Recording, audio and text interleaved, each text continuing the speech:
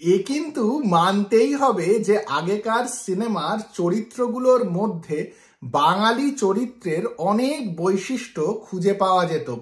বাঙালি খাদ্য রসিক, বাঙালি জোরে কথা বলে, বাঙালি গান বাজনা ভালোবাসে, বাঙালি কথা বলতে ভালোবাসে, বাঙালি নতুন নতুন জিনিস খুঁজে বার করে, আর বাঙালি মাঝে মাঝে পুজো আচ্চা ভালোবাসা সবই করে।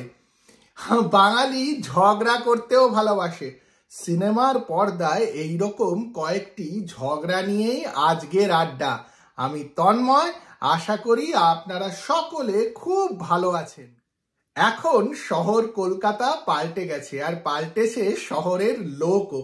তবে আমি যেই সময় বড় হয়েছি সেই সময় রাস্তার মোড়ে, চায়ের দোকানে, বাসে, ট্রামে, ট্রেনে আমি অনেক ছোটখাটো তর্ক বিতর্ককে বড় ঝগড়া বা মারপিটেও পরিণত হতে দেখেছি।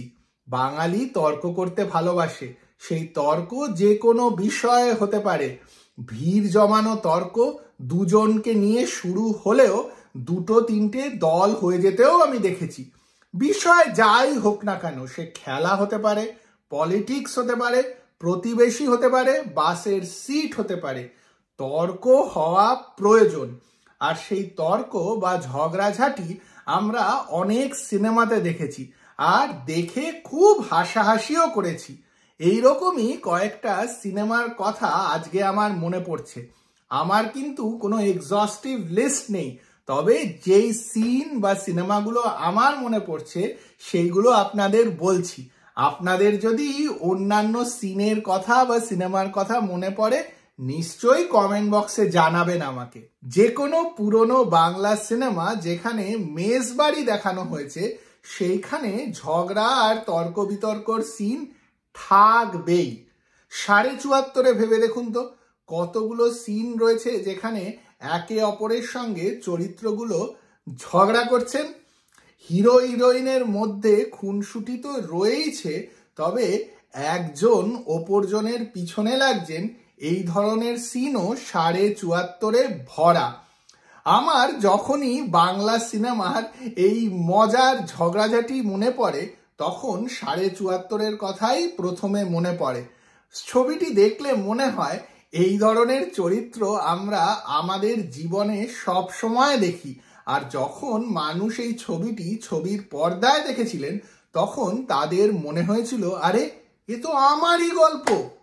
এইরকমই আরেকটি ছবি হলো ওরা থাকে ওধারে।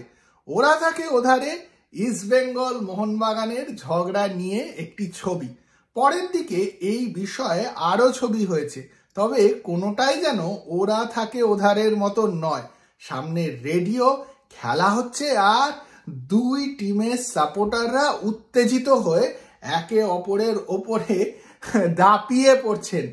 ওরা থাকে ওধারে এমনই একটা ছবি যেখানে পুরো ছবির গল্পটাই ঝগড়া নিয়ে, আর সিরিয়াস ঝগড়া না হলেও চরিত্রগুলোর জন্য সিরিয়াস। আপনি দর্শক, আপনার জন্য সিরিয়াস নয়। উত্তম কুমারের ধন্যি মেয়ে আর মৌচাকেও কিন্তু এই ধরনের সিন রয়েছে।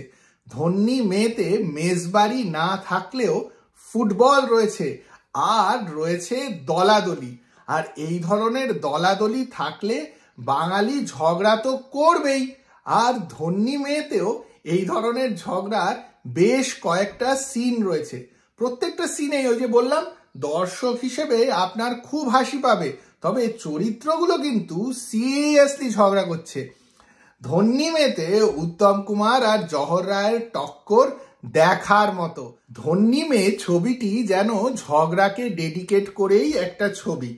ধন্যি মেয়ে ছবিতে বর বউয়ের ঝগড়াও রয়েছে, উত্তম কুমার আর সাবিত্রী চ্যাটার্জির। তবে দুটো মজার সিন রয়েছে। উত্তম কুমার আর সাবিত্রী চট্টোপাধ্যায়ের ঝগড়া বাদেও একটি মজার ঝগড়া রয়েছে স্বামী স্ত্রীর মধ্যে, যেখানে একজন চরিত্র তার স্ত্রীর কাছ থেকে রেডিও চাইছেন ক্রিকেট কমেন্ট্রি শোনার জন্য। আর উত্তম কুমার, যিনি ক্রিকেট পছন্দ করেন না ওই ছবিতে, উনি ব্যতিব্যস্ত হয়ে উঠছেন। একটা দারুণ সিন। এছাড়াও পাড়ার দোকান যখন খুব জোরে গান চালাচ্ছে তাই নিয়ে বকাবকি করা নিয়েও একটা ছোট ঝগড়ার সিন রয়েছে। এই ধরনের জিনিস তো আমাদের পাড়াতে হয়েই থাকতো। আর বলুন তো, আজকে আমরা বাংলা সিনেমায় পাড়ায় যা হয় তা কি দেখতে পাই, নাকি পাড়াগুলো পুরো বদলে গেছে? মৌচাক ছবিতে তো একটা গানই রয়েছে ঝগড়াকে ডেডিকেট করে, পাগলা গারদ কোথায় আছে নেই বুঝি তা জানা। তবে মৌচাকের আসল ঝগড়া হলো মেয়ের বাবারা যখন রঞ্জিত মল্লিকের চরিত্রটিকে জামাই করতে চায় আর তাকে নিয়ে ঝগড়ায় মেতে। তপন সিনহা একটু সিরিয়াস ঝগড়া দেখিয়েছেন আপনজনে, স্টুডেন্টদের মধ্যে ঝগড়া। এই ধরনের ঝগড়াও কিন্তু কলকাতায় অনেক হতো, আমরা কলেজ লাইফে দেখেছি। আমার মনে হয় স্টুডেন্টদের মধ্যে ঝগড়া এখনো হয়, তবে তপন সিনহা যেই সময় যেভাবে দেখিয়েছিলেন ওইভাবে কিন্তু প্রথমবারই কেউ স্টুডেন্টদের মধ্যে ঝগড়া দেখিয়েছিল। ছেনো আর রবির টক্কর যে সে টক্কর নয়, আমার মতে স্বরূপ দত্তই বাংলার প্রথম action hero angry young man image নিয়ে এসেছিলেন তপন সিনহার হাত ধরে। পরের দিকে তপন সিনহা গল্প হলেও সত্যিতে পারিবারিক ঝুট ঝামেলা দেখিয়েছেন, সেও কিন্তু মজার ঝগড়া। একে অপরের সঙ্গে ভালোবাসা রয়েছে, তবে সামনে এলেই কিরম যেন তর্কাতর্কি করতে ইচ্ছা হয়। বাঙালির জয়েন্ট ফ্যামিলিতে এই ধরনের ঘটনা রোজ হতো। তবে আমার প্রিয় বাঙালি ছবি যেখানে ঝগড়া দেখানো হয়েছে হলো বসন্ত বিলাপ। আমি আশা করি আপনাদের অনেকেরও এই ছবিটি সবচেয়ে প্রিয় হতে চলেছে, না হলে আমাকে জানান। বসন্ত বিলাপে যেইভাবে ছেলেদের আর মেয়েদের মধ্যে ঝগড়া দেখানো হয়েছে, কোনো বাংলা সিনেমায় এইভাবে দেখানো হয়নি। বসন্ত বিলাপ ছবির প্রত্যেকটা সিন আমাদের প্রত্যেকের ভালো লাগে, আমার তো লাগেই। আমি এখনো পর্যন্ত কাউকে দেখিনি যিনি বলেন যে বসন্ত বিলাপ ছবিটি তার ভালো লাগেনি। বসন্ত বিলাপের সবচেয়ে প্রিয় সিন অনেকেরই হচ্ছে চিন্ময় রায়ের দোলের সিনটা, আর তারপরে যা হয় তাই নিয়ে যেসব ঘটনাগুলো ঘটে। তবে আমার খুব প্রিয় সিন যেখানে সৌমিত্র চট্টোপাধ্যায়ের চরিত্রটিকে জোর করে অপর্ণা সেনের চরিত্রটি বিরক্ত করেন।